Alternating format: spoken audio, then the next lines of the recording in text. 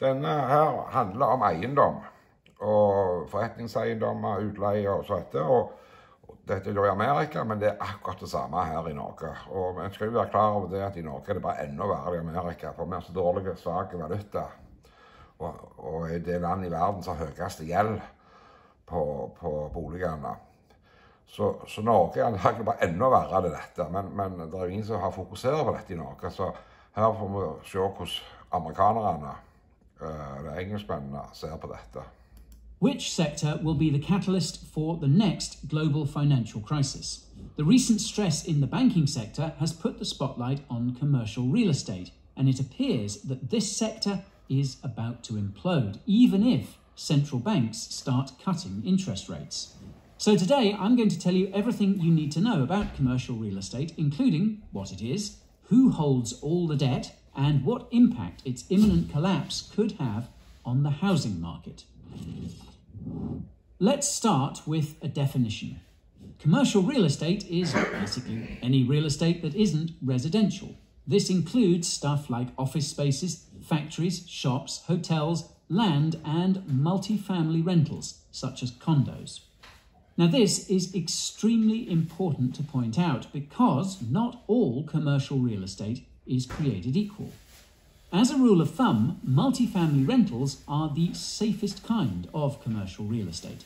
This is simply because multi-family rentals, like condos, are analogous to residential real estate like apartments. There is always someone looking for somewhere to live, hence why both tend to be safe investments. At the opposite end of the spectrum, you have office spaces, which aren't always in high demand and are therefore higher risk. The same goes for most of the other kinds of commercial real estate. This is why investors typically split commercial real estate into two categories, multifamily and everything else. What's annoying is that most articles and reports about commercial real estate don't make this distinction, and I've only seen a few which analyse each type of commercial real estate individually. This can make the headlines very misleading, so take all of them with a grain of salt before you panic. The same is true when it comes to calculating how much of an impact a commercial real estate implosion could have on the economy. Consider that the commercial real estate sector in the US is worth over $20 trillion, but there's only around $5.5 trillion of commercial real estate loans. Now, make no mistake, that is still a sizable amount, especially because most commercial real estate loans have adjustable interest rates. This means these loans become more expensive as the Fed raises rates. This is exactly what it's been doing over the last year, and it's starting to hit the sector hard. According to Morgan Stanley, roughly $1.5 trillion of the $5.5 trillion of commercial real estate loans will be refinanced at a higher interest rate over the next year or so. However, you'll recall that not all commercial real estate is created equal, and not all this debt is at risk of blowing up. As you can see, around $2 trillion of this $5.5 trillion of debt is related to multifamily, with the US government holding almost 50% and banks holding over 30%. The remaining $3.5 trillion is related to everything else, with banks holding around 50% and insurance companies holding over 30%. Now, obviously, it's that $3.5 trillion of debt that's causing concerns. This is precisely because of its exposure to banks and so-called shadow banks, but I'll come back to that later. First, we need to go back in time to before the rate hikes began and see when this sector started to experience significant stress. In a recent episode of Blockworks, expert real estate investor Nick Halaris recounted the rollercoaster that commercial real estate experienced during the pandemic. Like many other asset classes, the sector initially looked like it was about to get wrecked, but it quickly recovered and went on to hit all-time highs. This makes sense considering that commercial real estate investors of all kinds were able to refinance their debts at much lower interest rates. Nick estimates that the peak in commercial real estate was sometime in early 2022. Everything was looking good until the Fed started raising interest rates. Within a few months of the first rate hike, the most over-leveraged commercial real estate investors went from making mad money to being bankrupt. Nick explained that the rest of the industry took a wait-and-see approach. This meant eating the costs or getting loan extensions from their banks. They figured that if they just waited long enough, then the Fed would start to lower interest rates again, like it always does, and they'd be making big bucks again. Nick revealed that the sector had the capacity to survive the squeeze so long as the Fed didn't raise interest rates any higher than 7%. But then the banking crisis happened. Now, if you've watched any of our videos about the banking crisis, you'll know that the rise in interest rates caused large unrealized losses for banks. This could result in banks going bankrupt if all depositors try withdrawing at the same time. This is what happened to SVB.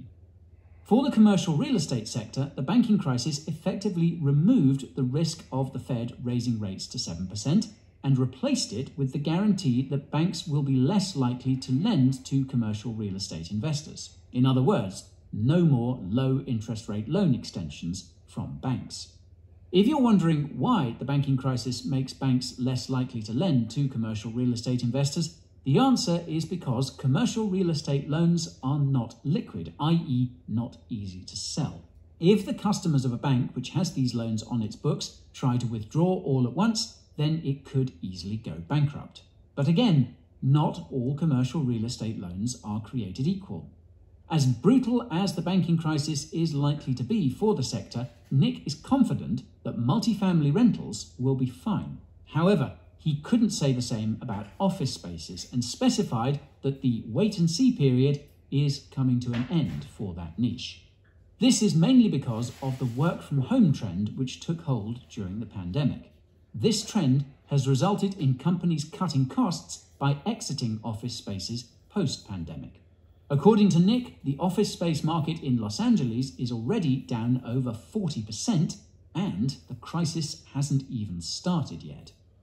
So this begs the question of what will happen when the riskier kinds of commercial real estate get wrecked. The short answer is nobody knows, because it's not entirely clear exactly who is exposed to what. Recall that non-multifamily commercial real estate debt is held primarily by banks and insurance companies.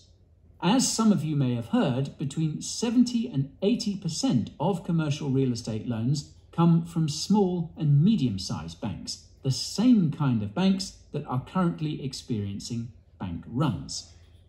This is ultimately because large banks restricted real estate lending after the 2008 financial crisis.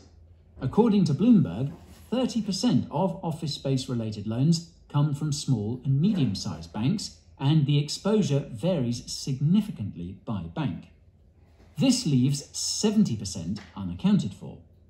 Although life insurance companies have lots of exposure to commercial real estate, their office space exposure is limited. By my estimates, life insurance companies account for 10% of all office space-related loans. This brings the unaccounted debt down to 60%. Now, according to S&P Global, Wells Fargo is the largest office space lender.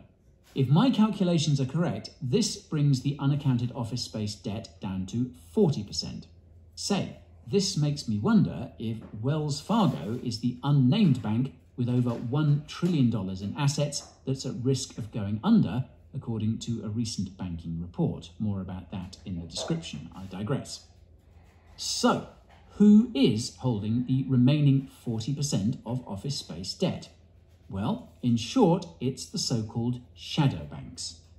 For those unfamiliar, shadow banks are financial institutions that aren't banks but provide banking services. These include hedge funds, private investment firms, and even some cryptocurrency exchanges.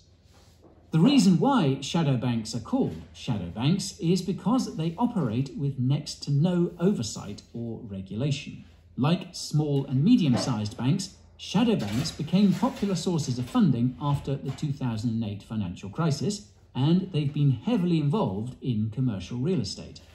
Case in point, private real estate investment is extremely popular. The largest private real estate investment firm is Blackstone, which was buying single-family homes during the pandemic. Well, it looks like karma came back to bite them because they defaulted on a commercial real estate loan in March. The commercial real estate loan in question consisted of office spaces and retail spaces in Finland. Now, in case that didn't make it clear enough, Blackstone has been having a hard time, so much so that it's been preventing its clients from withdrawing their money for months. Sound familiar? Now, you might think that this is no big deal. After all, private real estate investment firms cater to institutional clients, and it's their own fault for investing in risky commercial real estate when interest rates are rising. Well, what if I told you that you could very well be the bag holder in this equation? In another episode of Blockworks, expert real estate investors James Davalos and Shalom Jacobs unpacked the relationship between the shadow banking sector and commercial real estate. They explained that private real estate investment firms are trying to avoid marking their assets to market. In plain English, they are trying to prevent any selling because the value of their assets would fall in line with the public real estate market. This presumably means they're using their commercial real estate as collateral for loans being invested into other illiquid assets. If this situation sounds familiar, that's because it's not far off from what FTX was doing with FTT. To quickly recap, FTX used FTT, its own exchange token, as collateral to take out loans and invest in other assets. Naturally, FTT's value was being kept artificially high by FTX, which collapsed after FTT crashed. More about that in the description. So, who exactly is investing in these private real estate investment funds? Well, according to James and Shalom, it's primarily pension funds and non-profits. This means that if there is a crisis in the shadow banking system due to commercial real estate loans, you could very well be the one left holding the bag. James and Shalom warned that if the Fed doesn't start lowering interest rates by the end of the year, then private real estate investment firms will have to start marking their assets to market. This will likely result in pension funds getting wrecked as the shadow leverage unwinds, and the Fed will have to step in. Here's where things get wild. James and Shalom cautioned that most commercial real estate loans in the US are non-recourse. What this means is that if a commercial real estate borrower defaults on a loan, they only lose the property. They don't owe the difference if the property went down in value. Meanwhile, the issuer of the loan takes ownership of the property and swallows the loss, if any. Given the status of most office spaces today, a loss is essentially guaranteed. To put things into perspective, there are estimates that office spaces will lose half of their value in the coming years. This is why nobody wanted to buy Signature Bank's and SVB's real estate portfolios after the banks went under. They don't want to be stuck with worthless real estate and billions of dollars of losses on loans. Det er veldig viktig å tenke på det jeg forteller nå. Tenke på det norske oljefondet som er investert i Amerika og børsene der. Og eiendom, de har noe i eiendom også rundt forbi, og når dette skjer i Amerika, de detter så i verdi. Så får dette ringvirkninger for hele aksjemarkedet. Og det er det som, og disse her oljefondfolka i Norge, de skal være grævla dyktige, hvis ikke de skal misse 50% av verdien sin i dag, og enda mer hvis dette er i worst case scenario som jeg tror kan skje i Amerika nå. Da er Norge tilbake i steinalderen økonomisk. Det er fakta, men det er det ingen som tar inn over seg. For de fornekter virkeligheten. Det er det som, de er ikke kunnskaper. The FDIC has since commissioned Blackrock to sell these commercial real estate loans to investors. Something tells me that Blackrock is going to have an equally hard time finding a buyer. The fact that we're likely to see more commercial real estate loans up for auction means that these properties will soon sell for pennies on the dollar. Shalom believes this will be a generational buying opportunity. Now this brings me to the big question, and that's what the upcoming collapse of non-multifamily commercial real estate means for the housing market. Well, the answer depends on how the cookie crumbles. Will bank runs be the catalyst, or will it be the leverage in the shadow banking sector? Let's start with the small and medium-sized banks. As you watch this video, deposits are slowly being moved from small and medium-sized banks to larger banks and into assets earning high interest like US government debt. If this bank run continues, then commercial real estate could be in big trouble. That's because small and medium-sized banks could start selling their commercial real estate loans to honour customer withdrawals. This would cause the price of the related commercial real estate to crash, which could cause issues in the shadow banking sector, which could in turn cause housing to crash. Recall that private real estate firms like Blackstone hold lots of residential real estate. Now, this is something that the Fed would presumably want to prevent, given that pension funds would be hit the hardest by any contagion in the shadow banking sector. As such, I suspect that the Fed would set up a facility like the Bank Term Funding Program, or BTFP, but for commercial real estate loans. This would allow small and medium-sized banks to borrow against their commercial real estate loans at their full value to honour customer withdrawals.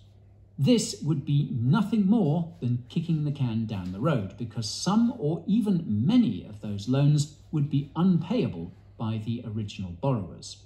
There could be another option, however. In his interview, Nick said that the commercial real estate sector could survive with interest rates below 7%, so long as it continues to have access to credit, such as loan extensions. The Fed could somehow encourage banks to continue providing this credit. This wouldn't solve the slow-motion bank run being experienced by small and medium-sized banks, but it would prevent the commercial real estate sector from collapsing, which would in turn prevent issues in the shadow banking sector.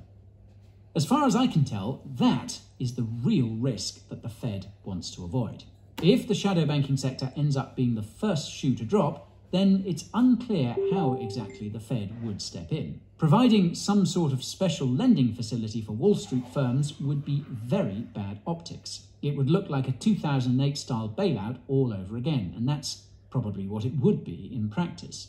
But allowing the shadow banking system to collapse doesn't seem to be an option either, because then pensions would get wrecked and the regular housing market would get hit too. The cost of keeping pensions solvent would also probably be exponentially larger than insulating the shadow banking sector.